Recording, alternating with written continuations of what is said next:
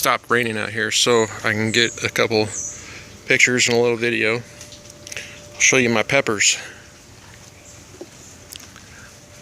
So over there you can see in the buckets without the nets are last year's peppers, and there's a pineapple over there too.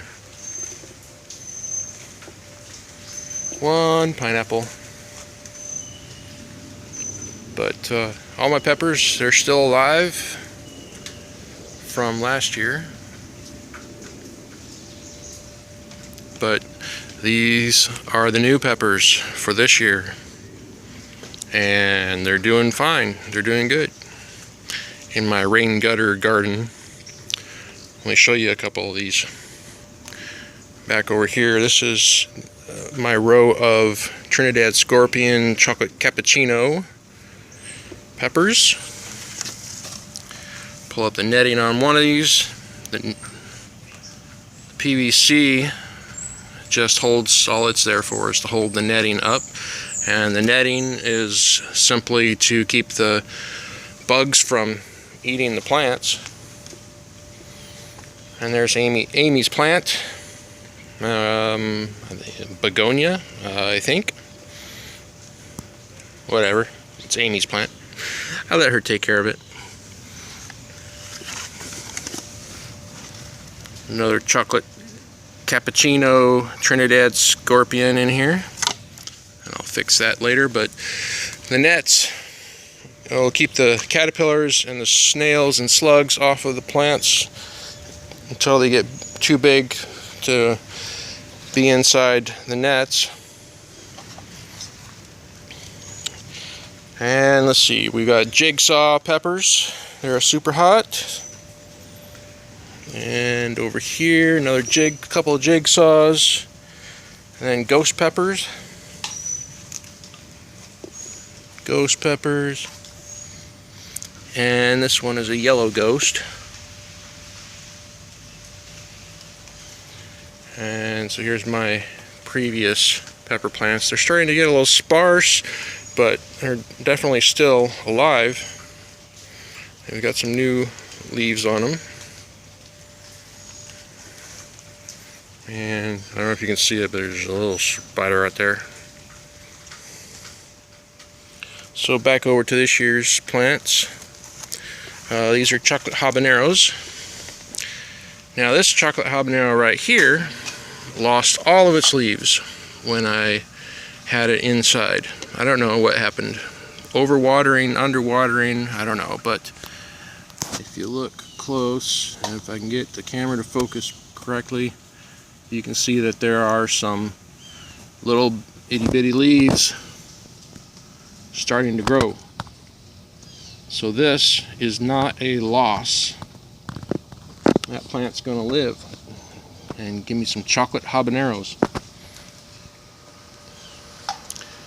What else do I have over here? Chocolate habaneros, chocolate maruga. Let's see, I've got one. There's another chocolate maruga in here. Gotta remember to go back and fix the nets. There's 2, 3, there's 4 chocolate marugas. And over here, some chocolate ghosts. And chocolate fatali. That one's growing nice and tall. Another chocolate fatali. This bucket I have 2 chocolate fatalis in. I hope they don't overcrowd. But I ran out of buckets, so a couple of these have 2 plants in them. And chocolate reapers, chocolate Carolina reapers. These are supposed to be the hottest currently. The Carolina reapers are the hottest, and I have chocolate varieties.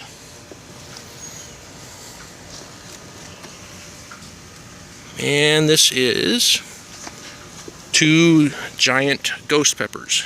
So these are giant ghosts, and again I ran out of buckets, so they got planted 2 of them into that bucket. Fix that net later. Come over here to the far row where I have some Peter peppers. And I see I'm going to have some little buds on them. Peter peppers. And I know I have a couple varieties of Peters, so here's those were red, the normal. And then I have orange. Here's another orange. Another orange. And this one is a yellow. Of course you can't tell because there's no fruits, but see, it's got some buds. They'll get bigger. This is a Nagahari.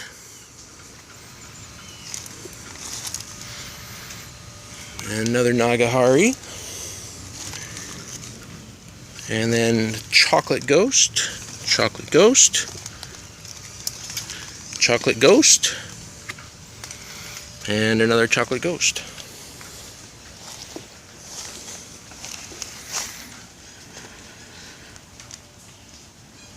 So a little overview of the whole pepper garden.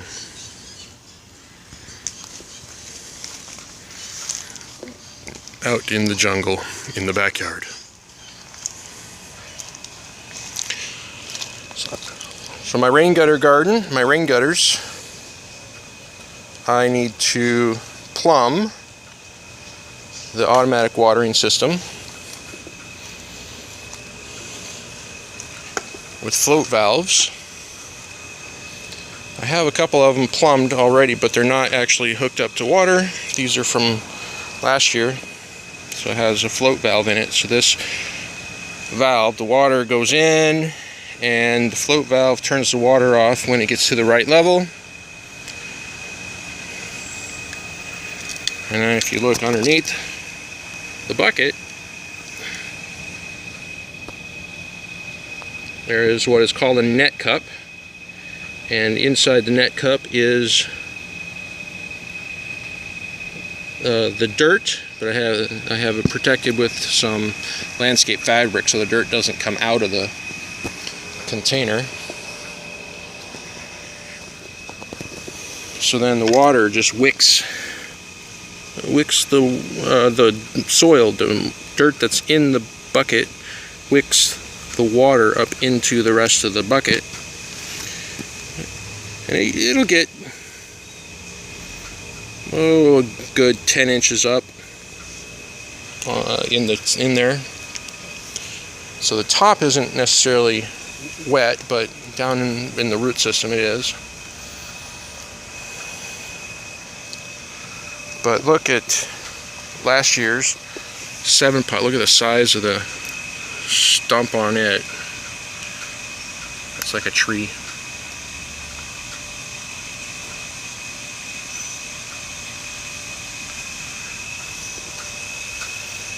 So the system works. I just have to get the rest of the gutters plumbed with the valves and then get the water hooked up to it. And then I can take some landscape fabric and put over the exposed parts, and that will help keep the mosquitoes down. So that's about it. One paper lantern left on the bush.